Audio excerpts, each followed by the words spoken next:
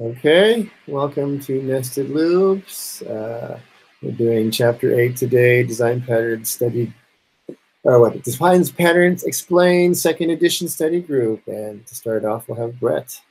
We'll take over. Go ahead. All right. This chapter is about expanding our horizons.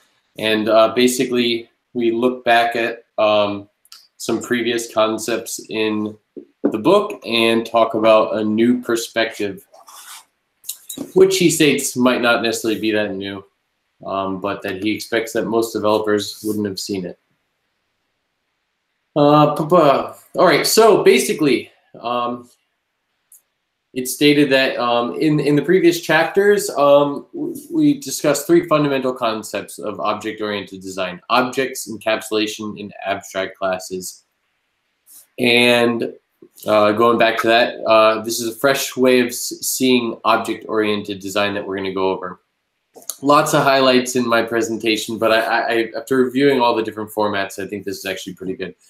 But ultimately, we're looking for high quality code, and by presenting these qualities, you'll actually see that both the agile way of going about things and the design pattern way of going about things kind of end up having a lot of the same Sorry about that. resulting effects. And how basically he actually likes to use a hybrid of both. All right, so the chapter compares and contrasts traditional ways of going about objects and how objects are looked at as bundles of data and methods.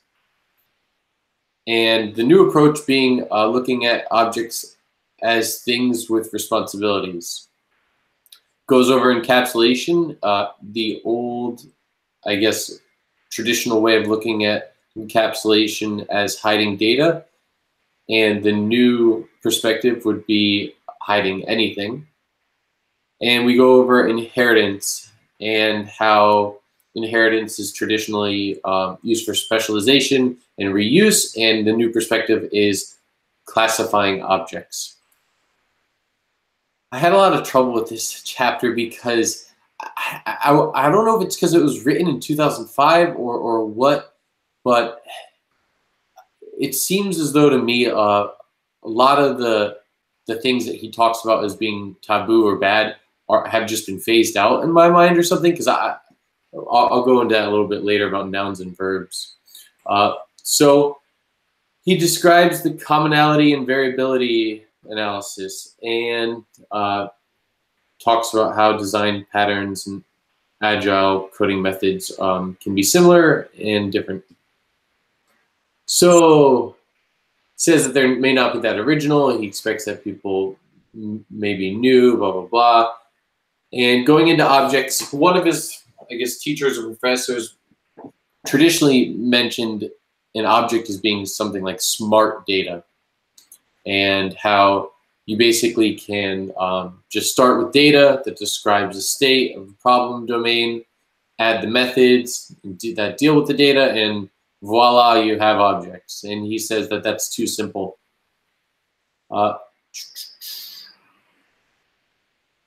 He claims that a more useful definition is one based on the conceptual perspective. An object is an entity that has responsibilities. These responsibilities define the behavior of the object. And that traditionally we look at objects and what they're supposed to do. Sorry. This is a better definition because it helps focus on what the objects are supposed to do, not on how the objects are implemented. And that ultimately this enables him to build, or us to build software in 2 steps. Make a preliminary design without worrying about all the details involved, and then implement that design. And it basically enables us to not have to worry too early about the implementation details, and it's actually easier to modify the code in the future if you need to. And I guess a big proponent of looking at things from the stance of a responsibility is it's either easier or it provides us the ability to basically focus on the public interface. And that basically you can ask the object to do anything within the scope of its responsibility and feel confident that it's able to do it. Well, there's this example used if you have a shape object and the responsibilities are as follows: to know where it's located, to be able to draw itself, and also to be able to undraw itself. And that the responsibilities imply this particular set of methods: get location, draw shape, undraw shape. And it doesn't say anything that's within it. We don't really care about what's within the implementation. It could be using a database to get its location. It could, basically, it's, yeah, I'll leave it at that. We don't see the inner side of things. So, not surprisingly, focusing on motivation rather than implementation is a recurring theme in design patterns. This is because hiding implementation behind interfaces essentially decouples them from using objects. It says, look at objects this way, make it your basic viewpoint of objects. If you do, you'll have superior design. Before I move on to encapsulation, I guess that, so I chunked this chapter into sections of objects, encapsulation, and inheritance. Does anyone have anything they want to say about objects, the traditional way, the new way? I mean, I think in general, when he talks about the traditional way, he's talking about the kind of simplistic way that, let's say, object orientation 101 is.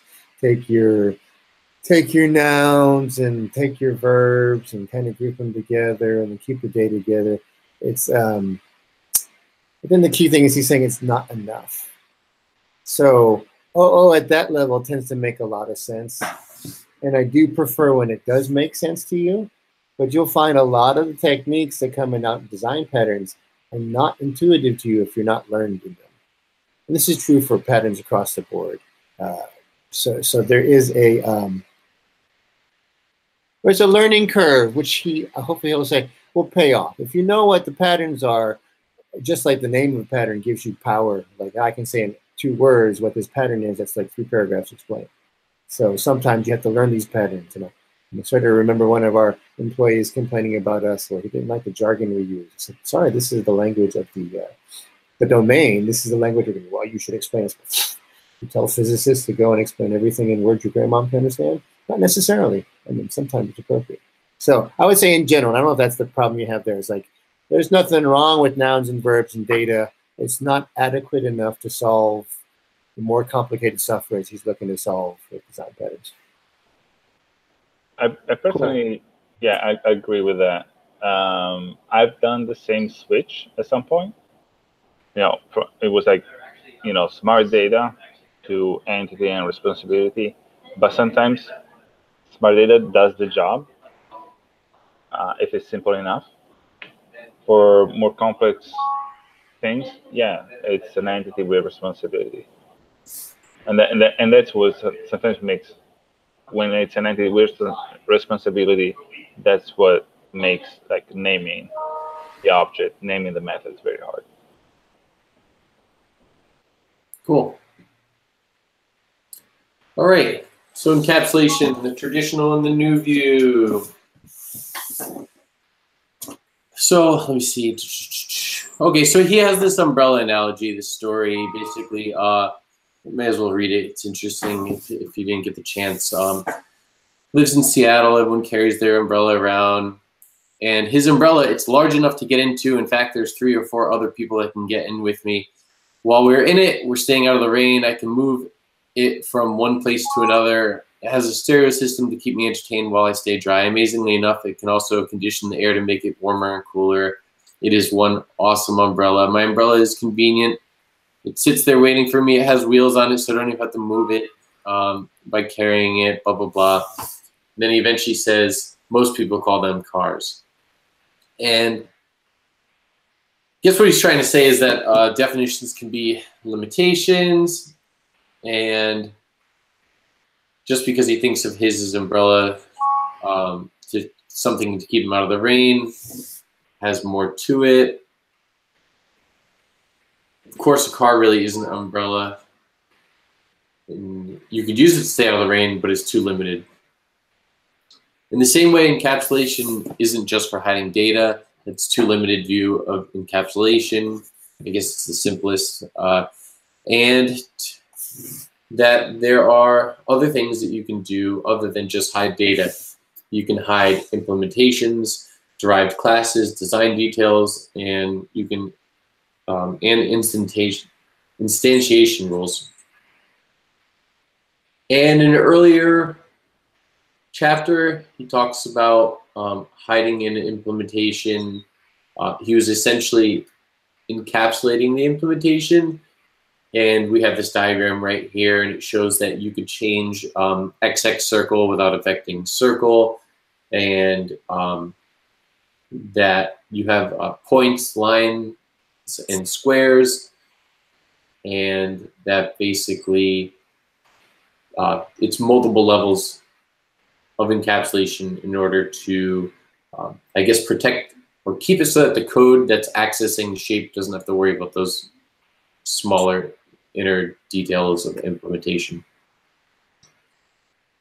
So encapsulation of data, the point, line, and square and circle are hidden from everything else. Encapsulation of methods, for example, circles set location. Encapsulation of other objects, nothing but circle is aware of XX circle. And type, clients of shape do not see points, lines, squares, circles. Encapsulation to type is thus achieved when there's an abstract class with derivations.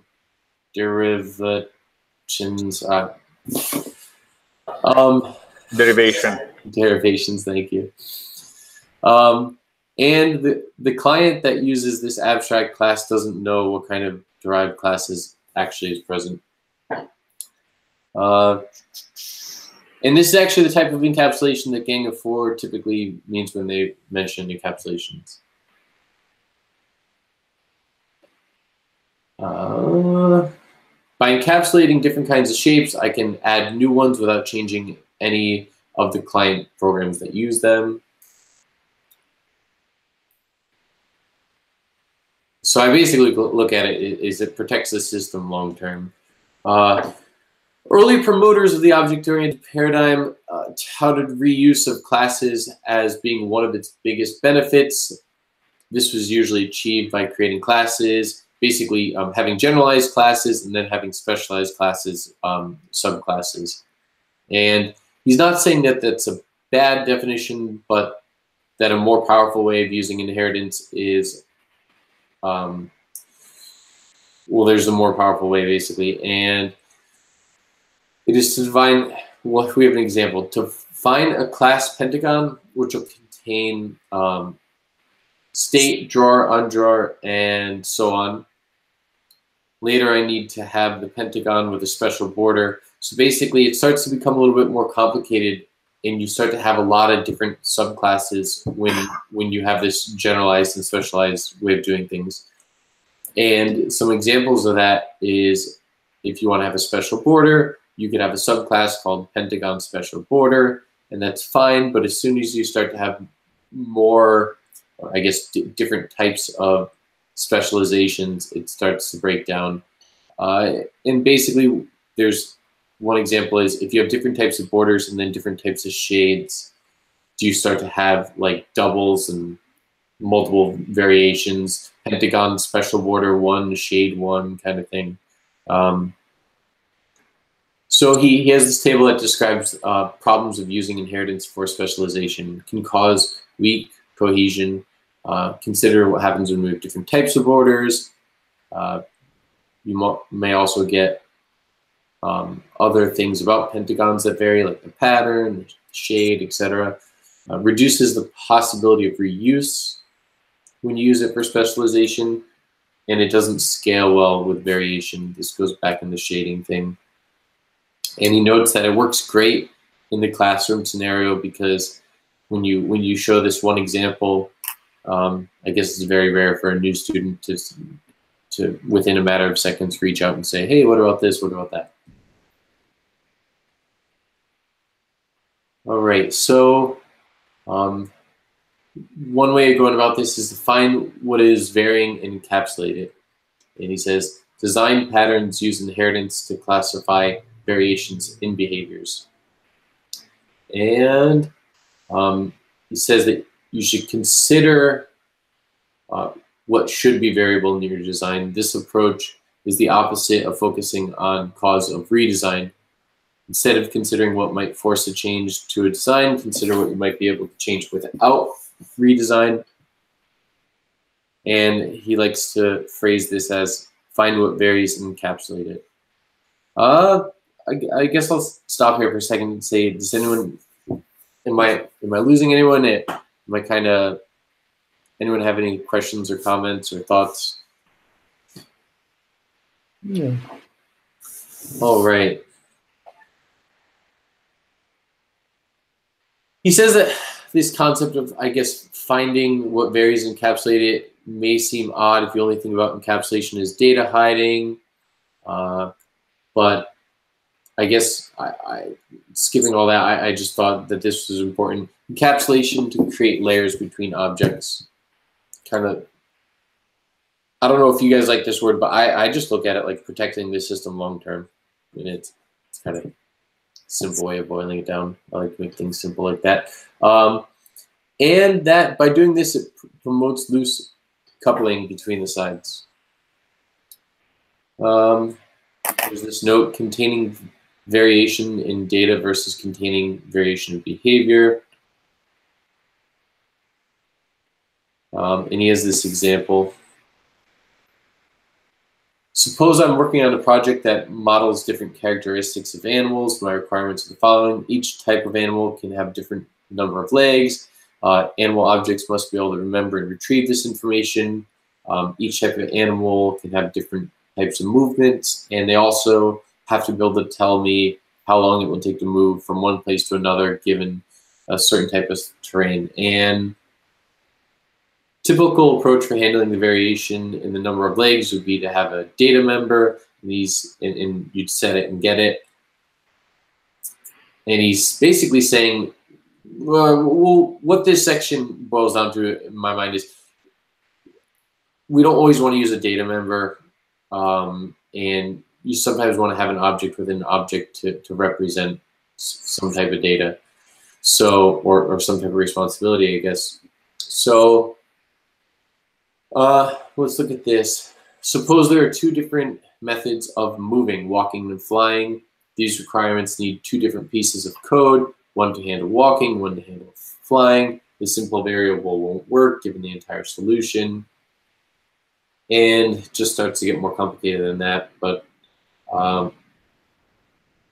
if we do have walking and flying, and we're using the data way, we could do have a data member that tells us what type of movement. So then I guess we have two different types of data members, one for the number of legs, and then one for the type of movement. Or you could have two different types of animals, both derived from the animal class, one for walking and one for flying. But as we start to unravel it and think of more complex things, or more complex things pop up, it just starts to fail. And what's the example for that? For example, we could have eagles, carnivores that fly, and lions, carnivores that walk, and sparrows, vegetarians that fly, and cows, and I guess we just end up having a bunch of data members and a bunch of switch cases and stuff like that. Yeah, imagine like if you were to use just a data member to describe a duck, right? You have like a, you will pass a, duck that knew 2 legs, 2 wings. Right. And then, a new case comes out, oh, how well does it swim underwater? Well, it doesn't. Right? And yeah. And then he basically says, and then there's scenarios where there's actually animals that can do both, birds that can walk and fly. Right. So if they're going from point A to point B, do they walk for 3/4 of it and fly for the rest? Right. So basically, these data members, not that great, and as a class that handles more and more different variations, say with switches, code can be weakly cohesive, and that is, it handles more and more special cases. It becomes less and less understandable. So another possibility exists. We could actually not use a data member. We could have another object. So you could have an animal class that contains an object that has the appropriate movement behavior. Thought this was kind of like a simple example, but it works. So may seem like overkill at first, although he's claiming it's definitely not, and I agree with that. And that it's nothing more than an animal containing a data member that is an object that contains the movement of the animal. And he says it's very similar to a data member to having a number of legs. And let's see. Okay. So I'll just skip this section because I guess didn't mean that much to me. Many developers tend to think that one object containing another object is inherently different from an object having a mere data member. But at least with Ruby and in true object-oriented languages, everything is an object. So this is all just a facade anyway. And using the example x plus y, I mean, the implementation underneath is basically x add to y anyway. So that we shouldn't look at it like that. And this is why I don't know if it's, I guess I'll wait until we talk about the nouns and verbs. Well, one of the things that I understand, like a Ruby, like what I think the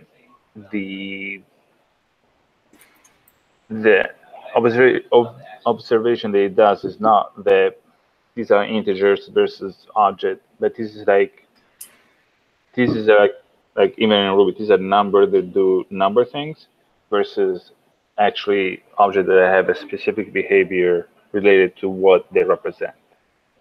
Like, so like even if in Ruby the numbers are objects, they don't know that those numbers don't know that they're like legs or they're wings. I think that's what he's aiming at. Well, actually, I kind of have the problem with the word data member, because in Java you have, I forgot what they're called, the primitive types, which are not objects.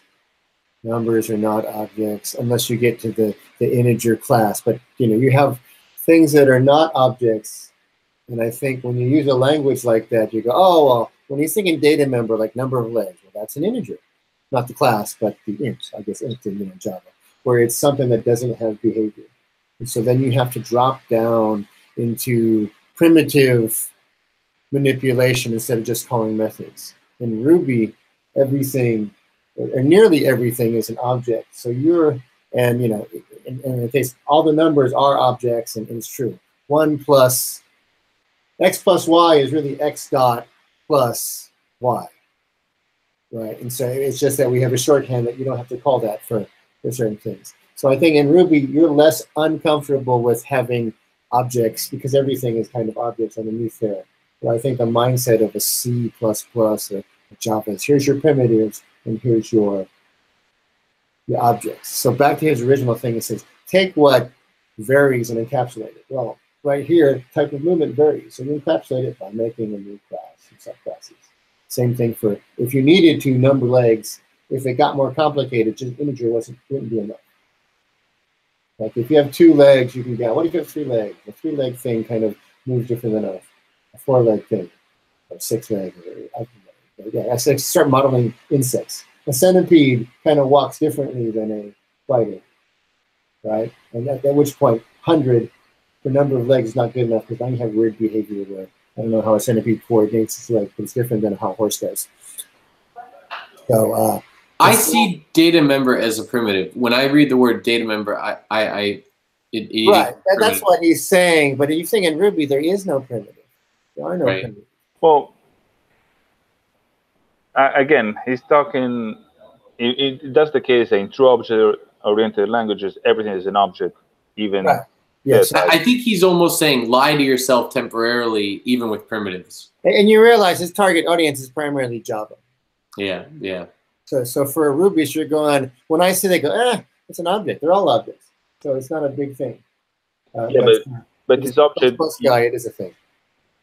like in his case, you know, like animal walk, animal fly, you cannot say, if it was like a data member, or meaning like just an attribute to an object, and you do data new, and then you pass a hash of like, or something to, you know, you say like data legs equal to data wings equal to, and then when you do data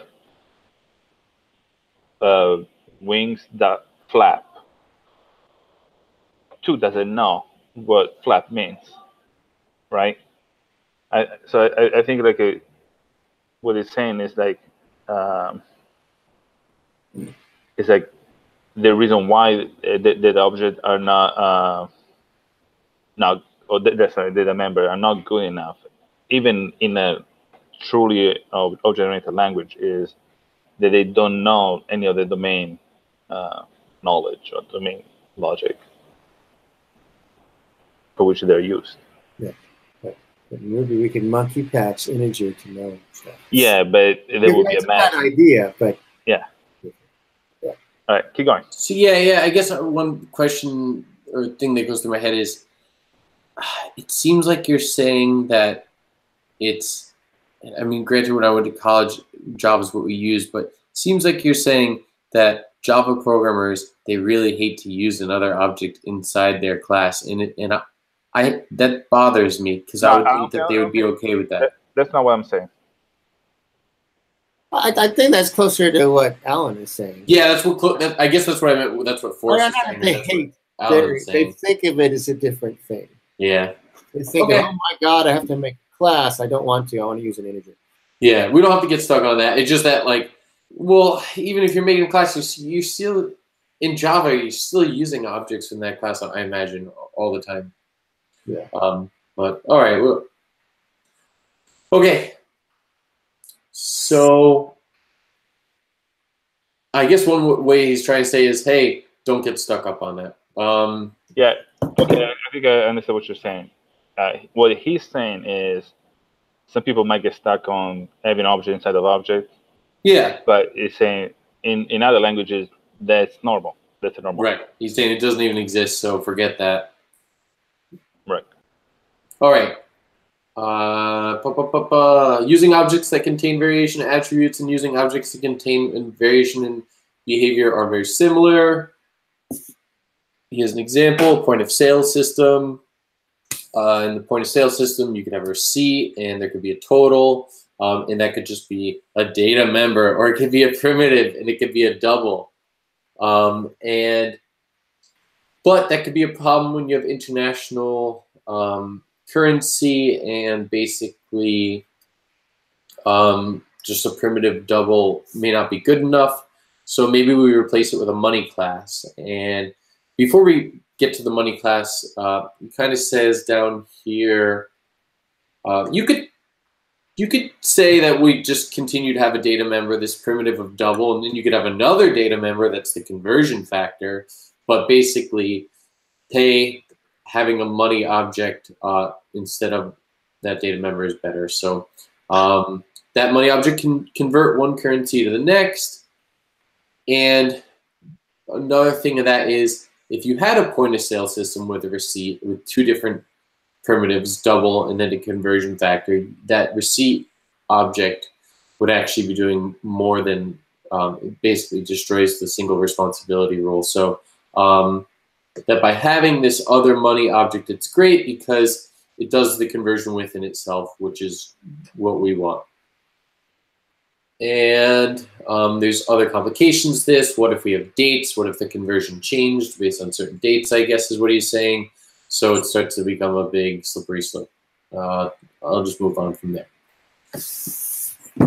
So Copeland, I don't know, he's probably famous. You guys probably know about him. Jim Copeland, yeah. His work on commonality and variability analysis tells us how to find variations in the problem domain and identify what is common across the domain.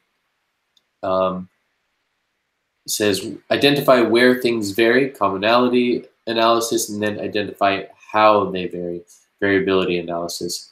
And commonality analysis is the search for common elements that help us understand how the family members are the same. And I'll just skip to the fact that I like this example. If you have this family of writing instruments, there's different versions of writing instruments. You have the whiteboard marker, the pencil, the ballpoint pen, and the commonality behind these instruments is that they're writing instruments. And I guess the big point here is that now that we know that, given the commonality of these things, that we have these three different things that are writing instruments, it's a lot easier to discuss how they're different. And this is actually where we start to talk about variability analysis. I'm kind of simplifying this, but it's interesting because he says variability only makes sense within a given commonality. So if you have a whiteboard marker, pencil, and a ballpoint pen, you know the writing instruments. Now we can talk about pencil. What is it? Graphite nowadays. Ballpoint pen uses ink, etc. Once again, stresses that idea that variability analysis captures structure and well, that it's easier to figure out the variability based on the commonality. And in other words, variation are the specific concrete class cases in the domain. Commonality defines the concepts in the domain that tie them together. The common concepts will be represented by abstract classes. The variations found by variability analysis will be implemented by the concrete classes, that is, the classes derived from the abstract classes. Does anyone have anything to say about that? Any thoughts? Any rants? Nope. All right. So this is where we talk about nouns. Often the new object-oriented designer is told to begin by looking at the problem domain, identify the nouns that are present, and create objects representing them. Then find verbs that are related to those nouns, that is their actions, and implement them by adding methods to the object. So I don't know if it's just because I don't have an academic approach. I don't know if it's the way we program. I get it. I've seen this in school with UML diagrams. It's a lot more common. Maybe I'm missing something as a developer. I can almost say point blank, I do not develop like this. I don't sit down and write down a bunch of nouns and their verbs. I don't know if that's a downfall. Maybe I should start doing it. I don't know if it's that this book is old. Not that old. And there's how if you were to pull a random street programmer, if such a thing exists, you ask them to do, they would say something along this line. This is the basic notion of which is like as you study solid and design patterns, you'll find that's not adequate. So it seems like it'd be let's start with something from scratch. Let's say you're going to make a shopping cart app or something, like a shopping app. You come up, well, I have like items, and then, well, I have fruits and vegetables. You know, you start coming up with nouns, and then, well, I guess there's not a lot of verbs now, but you can sort of see if you, or you're writing a game. I have a warrior, and I have a magic user, and I have a this, and we know how to fight, we know how to run, we know how to duck, right? You would do analysis like this before you start decoding the game. But you don't have to based on this new perspective, because he basically says it typically leads to larger class hierarchies that we might want. And he suggests it says again that, you know, hey, that way is inadequate for yeah. But on the other hand, it's adequate for other things. So I don't want to figure out. Maybe it's not a discussion for here, but basically, I think this might be I know that this is specific to HeadJive, but we're a smaller team. I think if maybe I'm kind of projecting here because I'm only a little bit into my career, but if we were in a group of maybe 1,000 engineers where we had different specified roles, one being a database administrator, one being system administrator, one being a tester, where we have a solutions architect, and we all sat down and we pushed paper all day back and forth in emails to get where we're going. The old way would make a lot more sense. I don't know. Like I said, if you were going to write a game from scratch, you would probably come up with nouns and verbs. Maybe you wouldn't call it that way, but you'd come up with nouns and verbs. I think I can show you a bunch of things that even you coded that you might have done this without even realizing it. Yeah. And I'm open to that, and I think that's cool. When I sit here, I'm like, yeah, I never thought of that. You know, even though I've read nouns and verbs for 10 years. I mean, you wouldn't call it out. Clearly, if, like I said, we'll go to the game. We're making a Dungeons & Dragons game. Now, you got monsters and adventurers. Those are two nouns. You have eat and run and fight. Those are verbs. And that would be an okay place to start. And then, like examples here, you might decide that the hierarchy that you did starting with this was no good. Well, I got adventurer. And I guess I could have a subclass magic user. And then these hierarchies might be wrong, and some of those things that change would be better off as other objects. In general, I have this idea: you don't know till you do it. Sometimes the simple works, and if it does work, I say use that because it's simpler to understand. But if it doesn't work, then you move to something that hopefully does work. Cool. I at least want to touch upon that. He suggests using commonality and variability analysis. I guess I don't do that either. So as a primary tool of creating objects, and he thinks that it's better than looking at just nouns and verbs. He says just nouns and verbs. So yes. Yeah. And so it says object-oriented design captures all three perspectives. And that this figure shows commonality and variability analysis. And basically, I guess the conceptual specification and the implementation perspectives and abstract classes interfacing the derived classes. I'll just leave it up so you guys could look at, but basically, the commonality analysis relates to the conceptual view, and the variability analysis relates to the implementation. Anyone have any insights or good thoughts about that? I think personally it's a good practice. I sometimes do it like the opposite way, right? Like especially when I look at the old code, I kind of like reformat it and try to work in a way that I can easily see the commonalities, like what changes, what is the same, and then I start refactoring. But what he suggests is like do that before coding anything, which is probably a great approach. Yeah, I think I might have even show you a couple of times. Like sometimes I look at. I read this. I think this was Joel on software, like a long time ago. There's one article that he talks about that when you do an API or whatever, you design some kind of interface. Generally, it takes about 3 implementations to work out all the kinks of the interface.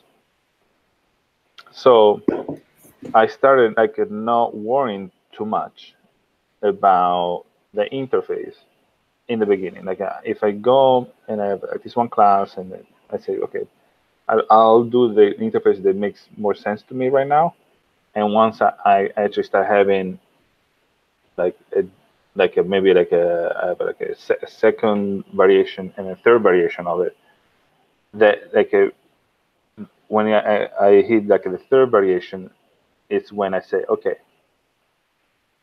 because like I never pretend to know what the second variation is going to be or the third variation is going to be, if they didn't exist already in the beginning. But like when I see 2 or 3 variation of a class, that's when I start putting, okay, what's common, what changes. and I'll rework all the interfaces so I can easily see what it is, the changes. Yeah. Yeah, no, that's really kind of what Kent Beck says. Two things. One, that's red-green refactor. Doesn't work, it works, make it better. And then, of course, if you TDD, then you get, near 100% test coverage also. But the other thing is like the rule of three. He says, if it duplicated twice, that's okay. Wait till 3 times before you refactor, because you may not need to. So I definitely lean towards where possible delaying. Now, sometimes I think you don't have the time scale where you have multiple iterations, there. But I think the key is that you don't guess. When you guess, you usually guess wrong. It's like when you optimize code, if you don't profile it, you're almost always wrong. Well, he's definitely talking about when you start coding and you already know you're going to have multiple variations. Yeah. Right. Yeah. And I'm talking about like the opposite case when like I start coding and I don't know I'm gonna have multiple variations. I have just like one use case. Yeah. I code in one use case. A lot you discover. I think that's what Agile really is the method that allows you to discover most easily. Discover and react to your discovery. That's what Agile is about. It's not about, well, I'll just leave it there. Being able to learn and do something about it. Other things you can learn, but you can't do anything about it. Other things are just designed not to learn. Can't sit in stone and it's done. Right, but to his point, in a way, as I'm thinking, there's definitely been a bunch of like section of code that I've written that where it was actually thought a little bit harder. I could have spotted those variable thing and just injected them or done something.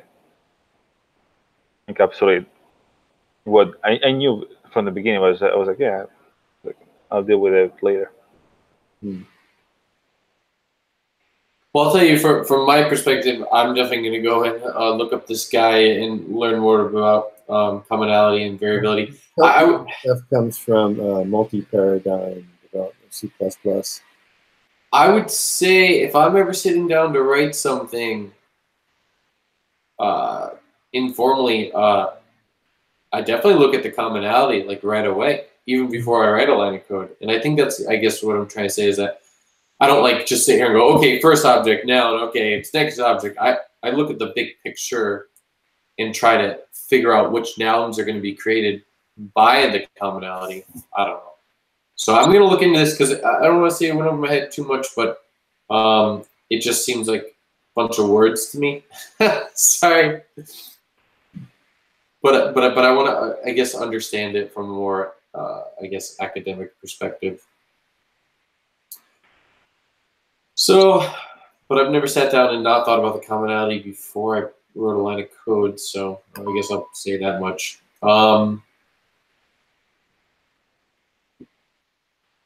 Okay. And it says the specification perspective lies in the middle. Blah, blah, blah. Both commonality and variability are involved in this perspective. The specification describes how to communicate with a set of objects that are conceptually similar. Each of these objects represents a variation of the common concept. This specification becomes an abstract class or an interface for the implementation level. Some benefits of using abstract classes for specialization. Basically, an abstract class represents the core concept that binds all the derivatives of the class, and commonality versus which abstract classes to use. The commonalities define the abstract classes that I need. Variations versus derivation of an abstract class. The variations identified within the commonality become the derivations of the abstract class. And specification versus interface for abstract class. The interface for these classes corresponds to the specification level. This simplifies the design process of the classes into a two-step procedure. First, you might ask yourself, what interface is needed to handle all the responsibilities of this class, and given this particular implementation, this variation, how can I implement it with the given specification? I'm just kind of going to run through that. If anyone wants to shout out, please do. So, design pattern approach has often been described as design up front. This usually is, this advocates starting with the big concepts of the problem domain and working in and accounting for more details as you go. But there's an alternative approach in doing things in small steps, which is kind of like the extreme programming, more agile way of doing things, validating them as you move forward, and the big picture evolves from the small items. He says that rather than them being different, he considers them complementary, and that both can be used to get effective, robust, and flexible code. And I guess I'll skip over the book part and just say that he basically implies that if you do things, I guess let me read this part first, which is, so he had a dilemma. He didn't want to get rid of design patterns way of doing things because he was successful that way, but he also found that the agile way of doing things was even better in certain cases, I guess. And he was more successful, so that kind of bothered him. But he thought there must be some common ground between like the design pattern approach versus this agile approach, and he basically resolved this dilemma when he realized that both approaches require the same qualities in the code. Different code quality, blah blah blah. Basically, I don't want to skip over the page too quick, but if you do things the TDD way, you're ultimately going to get these things that he's shooting for. So whatever way you approach it, you end up with similar things of no redundancy, readability, and testability. It's just that there's different ways of getting there, and maybe there's some benefits of going one way or the other. And I guess from what I get, one of the most important and easiest rules to do is the one and only, the once and only once rule, and that if there's a rule somewhere in the code to on how to do things, only implement it once, and just this one rule itself will help make better code like across the board, and that by doing things the once and only once way, it typically requires having several small methods,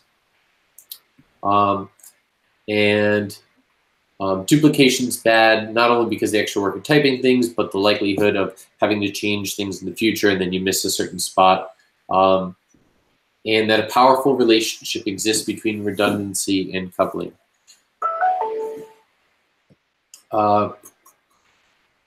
Interestingly enough, following the practices of designing to interfaces and pulling out what is varying and making things be strongly cohesive is pretty much what you need to do to eliminate redundant code. So I guess if you just try to not have redundant code, it's like the backwards way of doing that. I know I'm kind of simplifying it down, but that was this last section of the book. I just got, hey, it all ends up with the same thing. It's just in a different approach. And this is something that program by intention, another code quality thing. This is like the biggest thing to me because I think I do this other than keeping things dry and not repeating myself. Programming by intention has to be one of the strongest things for the way that I write code. And basically, simply put, this mandate says that when you're writing code and you need to implement some type of function, just pretend it already exists, give it an intention-revealing name, write the method call, and move on. Implement the function later. And in other words, coding becomes a series of calls or functions that are named in a way that clearly describe their use. And this kind of ties to whenever we feel the need to comment something, we write methods instead.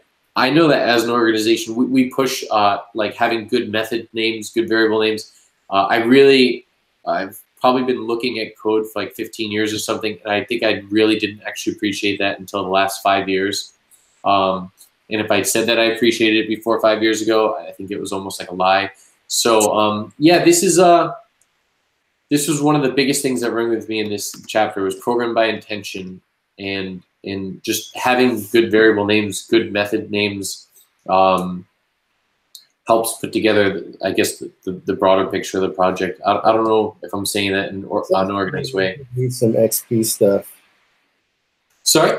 It says to me we should read some XP stuff in the future, Ron, because he calls out Ron Jeffries for these, but I can't remember. It's like, I think it's the Red XP book where he talks a lot about little things like that. Program by intention is a big thing. The word intention revealing name is probably something Kent Beck invented. Yeah. You know, Fowler's a big compiler of stuff there. But, and in truth, you can sort of see this is the point of RSpec. RSpec tries to get you to reveal the intent. In this context, it should what? It should reveal its intention. And so the spec name and the method call should have some correlation. I mean, you don't have to follow any of this, but it tries to make something that's more conducive. Yeah. When you RSpec and you BDD, again, behavior driven, what is it supposed to do? Well, in this context, this should do that. There's an intention there that hopefully goes not only from the spec, but into your code. You can ignore that, but it's easier. It's definitely easier than, you know, class, blah, blah, blah, inherits from test case, def test something or another, and then a bunch of assertions. You know, that gives you less constraint. Obviously, you can write clear test unit stuff, and vice versa. You can write obscured, stupid RSpec too, but there's an Uncle Bob article where he talks about, oh, I was using RSpec. Man, just those 2 words changed the way I wrote my tests. I'll dig that one up because it's worth related because it's related to this, and that's where he said, oh, no, this is why I appreciate RSpec. Go ahead, sorry. All right. So yeah, readability and testability. I guess I'm having trouble in my mind organizing the chapter so far as the new perspective, old perspective. I kind of see this as a different section, but yeah, like not having things dry and having things so that you can read them, it just makes too much sense. And testable code, and he stresses that there's a big difference between testability and TDD, writing unit tests before the code. And he goes over you know, some benefits of TDD or test-driven, and that you're ended up with a suite of automated tests. You're forced to design to the method's interface, and you're focusing on tests that has you focus on separating the functionality into testable pieces. So basically, TDD ends up taking care of a lot of the decoupling and other issues. It's like a way of getting there. But that testable code is code that can be tested in isolation without having to worry about how it's coupled with other modules and entities. And that, yeah, XP practice of writing tests up front inherently results in this. I guess you could do it the other way around. And testability is strongly correlated to other practices. Cohesive code is easier to test because it's code only about one thing. Loosely coupled code is easier to test than tightly coupled code because there are minimal interactions to worry about. Redundant code is not harder to test in itself, but requires more tests to cover the redundancy. Readable code is easier to test because method names and parameters describe precisely what each is supposed to do, and encapsulated code is easier to test because it will have little, if any, coupling in other code. I kind of took this as he's saying, hey, TDD is great, but I'm just trying to show you how the new perspective you could do it without TDD, I guess. That's how I took that. I don't know if it's me oversimplifying things in my head or what anyone thinks about that. And he has this example where he had a client and the client said, hey, don't talk about testing too much. We've had bad experience with it. He mentions to the client, hey, did you think about testing before you started the project or whatever. And if you did think about testing before the project was started, would it have been different? Would you have designed your project different? I mean, to me, that's just like obvious, so that's why I'm like, okay. But he paused and realized that if they just considered how they would have tested their code later, it would have improved their design. Even if they didn't do it the TDD way, if they even just thought about it while they were programming, which I think is because I'm not that great with testing. I think it's kind of the way I think I go about things. And many people take this even further and do TDD, which is great. And in summary, traditional way of thinking about objects encapsulation and inheritance is very limiting. He wants to talk about how with inheritance you could hide anything, and basically these layers between objects help with, I guess, decoupling and the growth of the project. Inheritance is better used as a method of consistently dealing with different concrete classes that are conceptually the same rather than as a means of specialization. And the concept of using objects to hold variations in behavior is not unlike the practice of using data members to hold variations in the data. Both allow for encapsulation and therefore extension of the data behavior. And commonality and variability analysis can be used to identify objects in our problem domain more effectively than looking for nouns and their corresponding actions. But yeah, no, I kind of just wrote this last section off as, hey, I guess there's two different approaches to get the same thing, and there's reasons why both approach ended up designed that way. I'll leave it at that. There's some observations. Yeah, let's put off. Let's go to the questions at the beginning of next time, because I think the exercises really help you think a little further. If you look at code and you don't actually engage, you don't really learn it. That's my general opinion. You can read academically. So asking the questions, we can't do it in 2 minutes. Yeah, yeah. Let's go and look at the questions and talk about that a bit. What I felt shortchanged is he just mentions commonality and variability analysis and doesn't talk anything about like how to do it. Like it would be nice to have a commonality and variability for dummies kind of summary instead of saying just do it or point to Jim Copian's rather large book. Yeah. So that being said, we got 1 minute to go. So let's wrap. We'll wrap here. We'll pick up questions. Next time, who wants to hit chapter 9? Strategy pattern. All right. We'll have Scott. Scott is volunteered. All right. So we'll wrap it here. Thank you for joining. Thanks for the talk. I don't know if anyone has any questions to answer. Anyone? Andrew over there next to John Lennon. John Lennon, Ringo, Paul, and George. Any questions? No, I thought that it wasn't too, like, I agree that maybe commonality and variability. I was thinking perhaps a good way of just going about is just like starting to create like flashcards for like new things, new words, new vocabulary. Just kind of get used to just using it.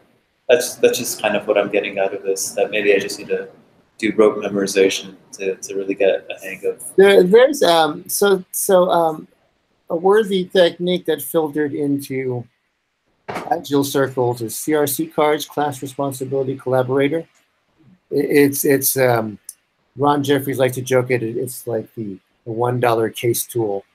You buy a $1 pack of index cards, and then you can design a system with your $1 case being a computer-aided software design or software engineering tool, right? And it's an exercise of taking in a sense, class, role, responsibility, collaborator. The class, of course, is the common, ultimately becomes the common but related to nouns. Responsibility of the methods, what do they do? And the collaborators, which cards do you have? So talking back to our game again, I might have like monster, adventurer, kill, weapon, and then I start grouping together. Oh, well, I have the adventurer has a weapon, kills monsters, and being able to shuffle these cards is a more organized, and there's this entire, at least one entire book written on this topic, and a couple people have tried to write some software for that one.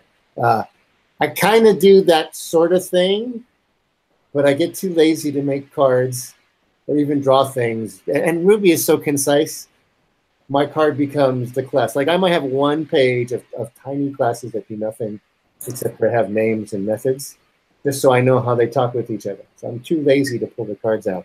But I kind of follow stuff like that when I'm, and this is maybe, it's not old way of OO, it's maybe 1.5 OO. But the difference is that if you put the cards, you can visualize, and that really helps with commonality. If I have like duck and bird and geese, oh crap, these are all birds. I slide them to one side, and then I have, I'm making up stuff, but I have like, you know, basketball, football, ball. These are all balls. So being able to visualize and then group arbitrarily allows you to do commonality and variability things too. It's you might do an exercise now. Maybe that'll be a side session, or I'll dig up one of the software written to do it and demonstrate it or something. But yeah, there's definitely, ironically, there is so much stuff that is known and written down that you don't have to reinvent it. As much as you might be proud that, hey, I reinvented stuff, but you can realize sometimes that's ridiculous. I can reinvent all of physics. Well, that's stupid. Go ahead. I'm going to start with motion.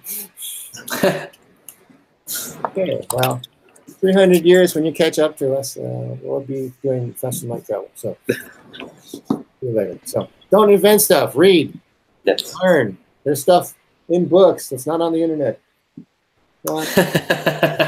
Yeah. Not on YouTube, what? Get off my lawn. All right. Thank Okay. you. Thank you.